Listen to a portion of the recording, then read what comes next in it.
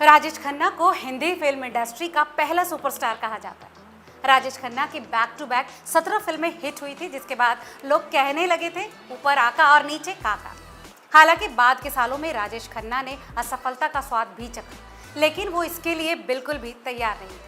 नमस्कार, मेरा नाम है लता सिंह और आप देख रहे हैं रिपोर्टर जी का हिंदी फिल्मी जगत से जुड़े दिलचस्प किस्सों का स्पेशल। साल 1990 में राजेश खन्ना ने अमिताभ बच्चन के साथ एक फिल्म मैगजीन को इंटरव्यू दिया था। इस इंटरव्यू में काका ने बताया था कि जब उनकी एक के बाद एक 7 फिल्में फ्लॉप हुई थी तो वह इस कदर टूट गए थे कि छत पर जाकर खूब रोए थे। राजेश खन्ना ने इस इंटरव्यू में कहा था, मुझे याद है कि सुबह के 3 बजे थे, मैं काफी नशे में था। मैंने पहली बार असफलता का स्वाद चखा था।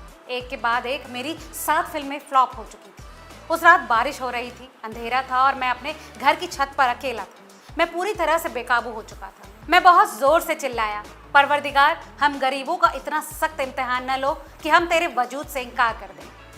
राजेश खन्ना आगे बताते हैं कि उनकी आवाज़ सुनकर डिम्पल और उनका स्टाफ दौड़ते हुए ऊपर आया और उन्हें लगा कि कहीं मैं कोई गलत कदम ना उठा लूं। राजेश खन्ना ने आगे कहा, मेरे साथ ये सब कुछ इसलिए हो रहा था क्योंकि सफलता मेरे दिमाग में घर कर चुकी थी और मैं असफलता देखने के लिए तैयार नहीं था। काका कहते हैं, मुझे याद है कि इस घटना के ठीक अगले ही दिन बालाजी, जो कि साउथ के एक बड़े प्रोड्यूसर थे, उन्होंने मुझे फिल्म अमरदीप ऑफर की। ये फिल्म मेरे करियर को उबारने का दूसरा मौका था। राजेश खन्ना की जिंदगी से जुड़ा एक किस्सा ये भी है कि 60 और 70 के दशक में हिंदी सिनेमा की मशहूर एक्ट्रेस मुमताज को राजेश खन्ना संग हिट जोड़ी के लिए जाना जाता था। दोनों ने मिलकर कई सुपरहिट फिल्में दी।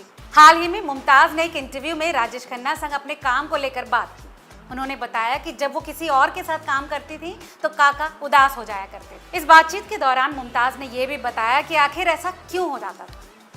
रेडिफ को दिए इंटरव्यू में मुमताज ने कहा, वो यानी राजेश खन्ना उदास हो जाते थे जब मैं दूसरे हीरोज के साथ फिल्म साइन कर लेती, जैसे धर्मेंद्र जी और देव साहब, लेकिन वो खुद कई दूसरी हीरोइनों के साथ जरूर काम किया करते थे।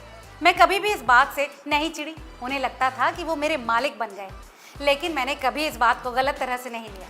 मैं सोचती थी कि वो मेरी केयर कर रहे हैं। इस बातचीत में मुमताज ने शर्मिला टैगोर के साथ होने वाली तुलना पर भी रिएक्ट किया। मुमताज ने कहा कि उनका कभी भी शर्मिला जी के साथ कोई मनमुटाव नहीं रहा। मैं उनका बहुत सम्मान करती हूँ और वो मुझसे काफ़ी ज़्यादा पढ़ी लिखी और सम्मानित हैं। मुमताज आगे कहती हैं, मैंने 8 साल की उम्र में काम करना शुरू कर दिया था, इसलिए काम के दौरान काफ़ी कुछ सीखा। शर्मिला टैगोर हो या कोई और, मुझे कभी भी ज़्यादा किसी से बातचीत का समय नहीं मिला।